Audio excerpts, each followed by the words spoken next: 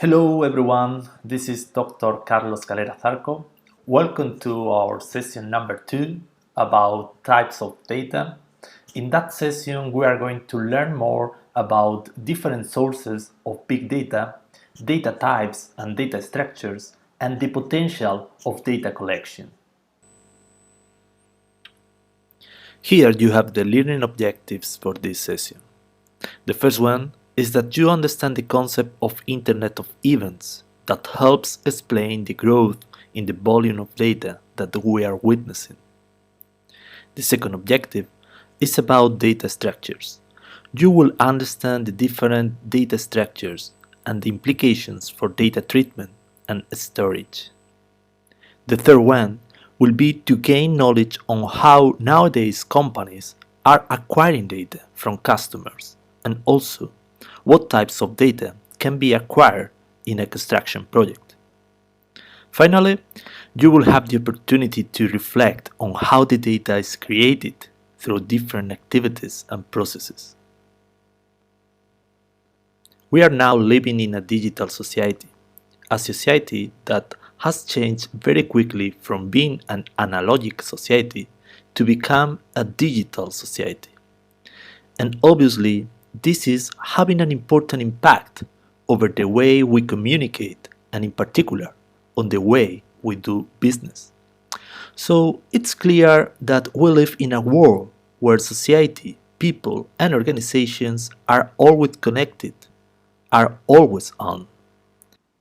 The main consequence of living in a digital society is that data can be collected about anything at any time and in any place, and organizations have the opportunity to use these data to improve processes, products, and services, or to create new and better ones.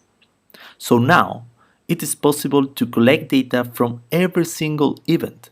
This is what we call event data, and this is becoming the most important source of information and data.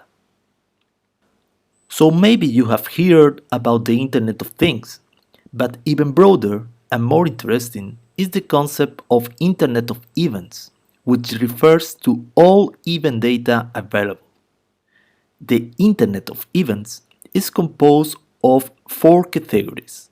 The Internet of Content, which is all the information created by humans to increase knowledge on particular subjects. These include websites, articles, YouTube, Wikipedia, etc. Also, we have the Internet of People, which includes all data related to social interactions, all the different social media data, data from Facebook, Twitter, Instagram, LinkedIn. Then we have the Internet of Things, that refers to all physical objects connected to the network.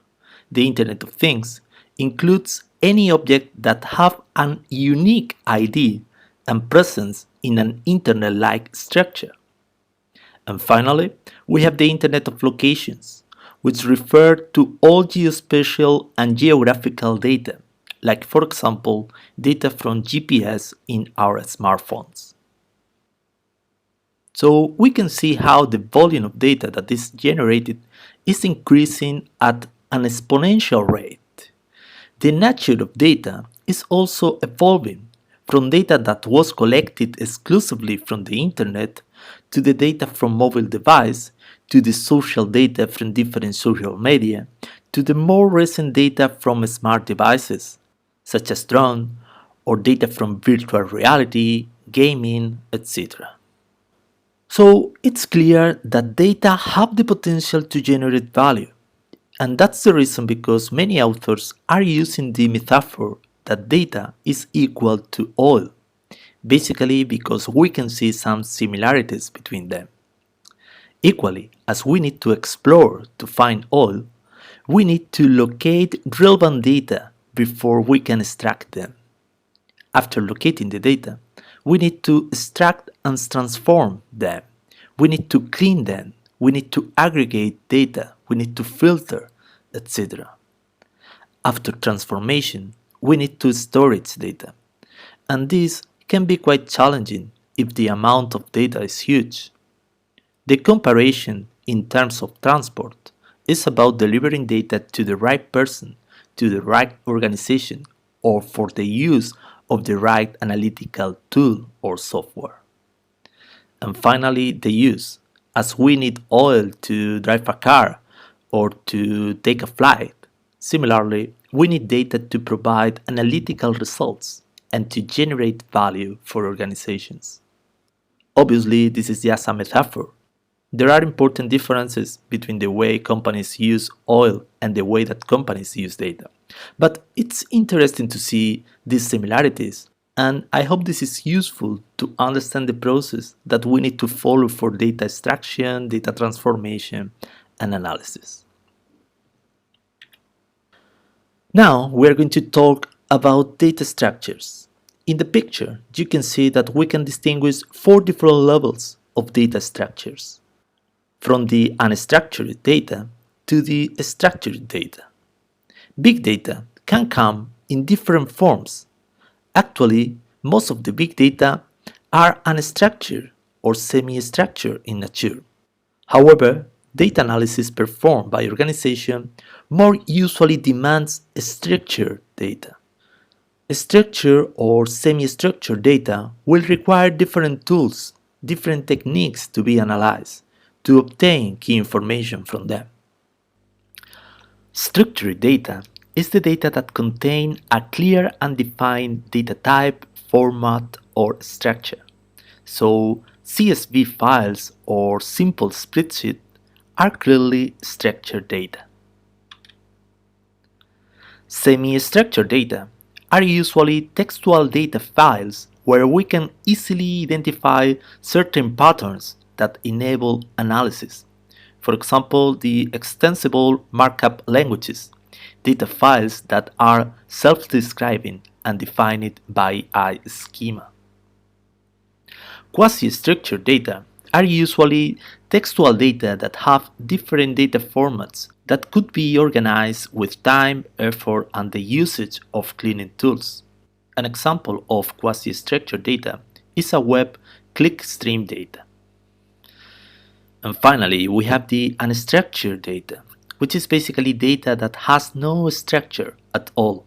This type of data may include images, videos, text documents, PDFs, etc.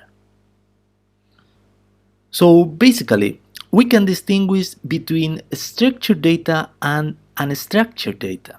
So the data that can be clearly organized in rows, columns, and databases is structured, while unstructured cannot be displayed in that forms.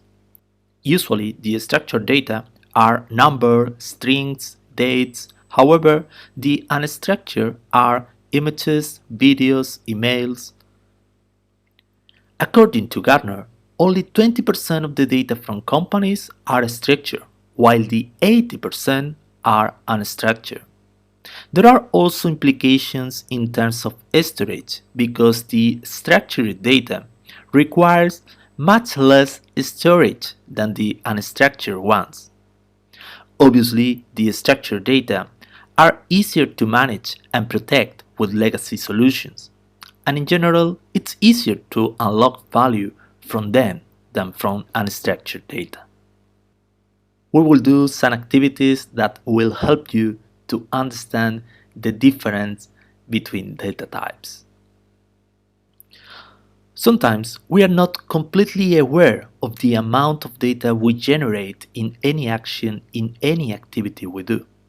As you can see in this example, as customers, at every step of a purchase process or in the organization of an activity, such as for example organizing our holiday, we will be generating a big amount of data. So we must be aware that today companies have access to an increasingly amount of data from our daily activities. They know much better our behavioral patterns. To finalize, I would like to reflect on data from construction projects. It's obvious that projects are the results of many different activities, of many different processes that you can codify. However, It's also true that it's quite difficult and challenging to collect and organize this data and leverage data from projects. But it's important to keep in mind a couple of guidelines for the acquisition of data in engineering projects.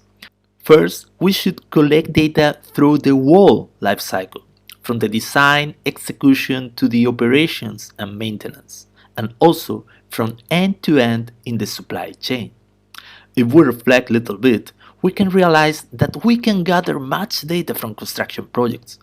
We can gather data from schedules, material cost, images, emails, about the quality of the materials, about risk, about the safety, about the execution processes, etc.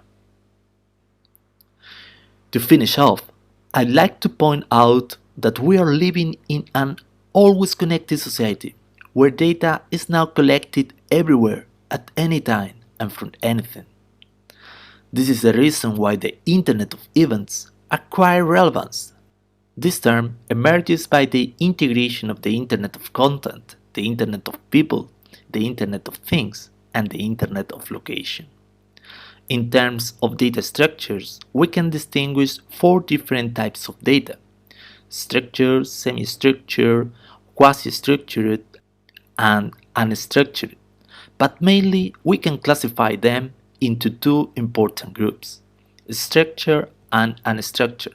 It means that or they are able to be transformed into a structure, or they cannot be turned into structured data. And finally, it's key that you understand the opportunities to acquire data from businesses.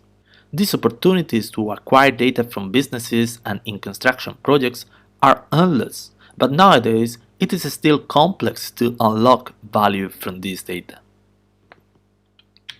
Here you can see the list of references used in this presentation.